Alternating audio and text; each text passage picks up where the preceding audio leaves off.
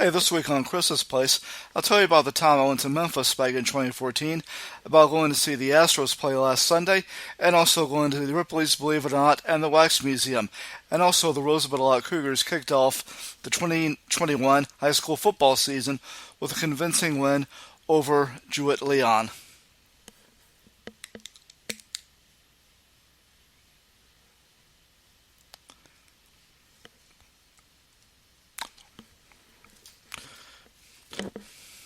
Okay, I took some vacation time last week, and other than going to see the Astros and visiting Ripley's, believe it or not, I mainly stayed home.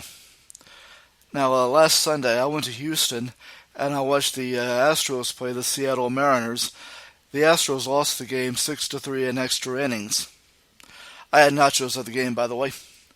Then on Wednesday I went over to Granbury, Prairie, Texas, and I went to the Ripley's, believe it or not, and to the Palace of Wax Museum.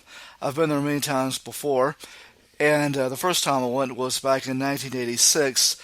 Actually, that building burnt not long after that visit, but I've been back ever since.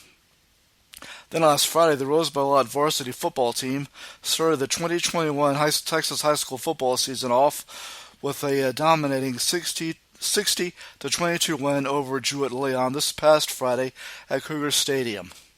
Next up for the Cougars is Wortham, who they will host this Friday at Cougar Stadium. The Roosevelt Athletics and More Facebook group named Cougar quarterback Zane Zeinart and Lady Cougar volleyball player Mercedes Bull as the athletes of the week. Congratulations. Alright, in a minute, it'll be time to tell you about the time I went to Memphis back in 2014. Okay, during my trip to Memphis back in 2014, I went to Graceland, Sun Studio, the Rock and Soul Museum, and I ate some barbecue ribs on Beale Street. I stayed Saturday through Tuesday. On Sunday morning, after eating breakfast, I drove over to the Sun Studio located on Union Avenue. You actually had to go into a little shop to get your tickets to the museum, which is on the upper portion of the building. And it tells the history of Sun Records, such artists as Elvis, Carl Perkins, Howlin' Wolf. Sun Records also launched the careers of Jerry Lee Lewis, Johnny Cash, and Roy Orbison. And it also started a new genre of music called rock and roll.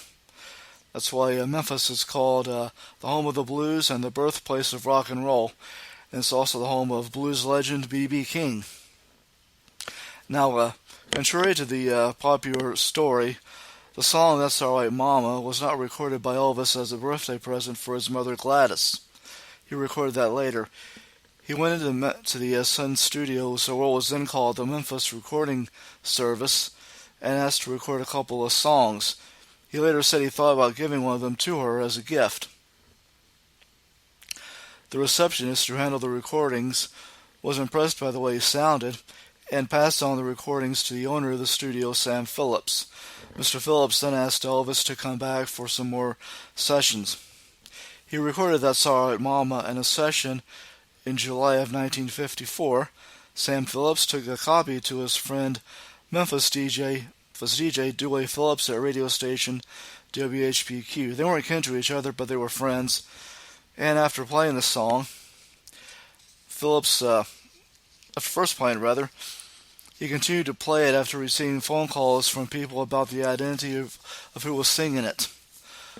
Later on, during an interview with Elvis, Dewey Phillips asked him where he went to school to clarify his ethnicity. And when Elvis said he went to Humes High School, that revealed that he was white. Also, during the tour, they took us back downstairs to the Sun Studio, which is set up, which is just like it was back then, and by the way, they still use it to record. And you also saw the receptionist desk where the young Elvis first asked to come in and record. Well, after I got done at Sun Studios, I drove over to Beale Street, ate some barbecue ribs at the Blue City Cafe. And then I visited the Rock and Soul Museum, which tells more of the history of rock and the blues. And the museum is also located next door to the FedEx Forum, which is the home of the Memphis Grizzlies of the NBA. And also the Gibson Guitar Factory was located across the street. Well, that was on Sunday. Then on Monday I went to Graceland.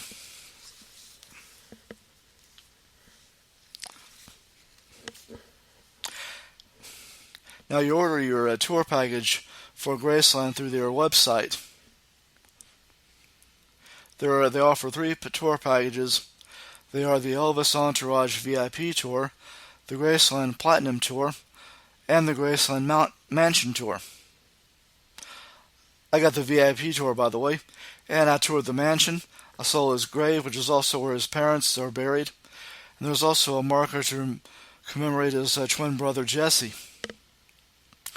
And we went on the Lisa Marie, which was his jet, and also saw his automobile collection, and various other memorabilia, like his jumpsuits from later on in his career, the ones that he wore when he would perform in Las Vegas, the one he wore on his show in Hawaii, Elvis Aloha from Hawaii.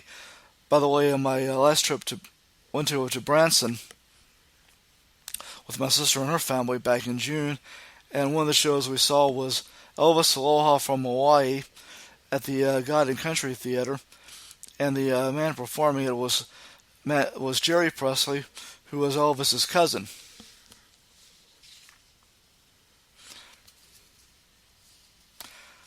And I came home on Tuesday. Now, next time, we'll take a look at the upcoming fall television schedule for the 2021-2022 season.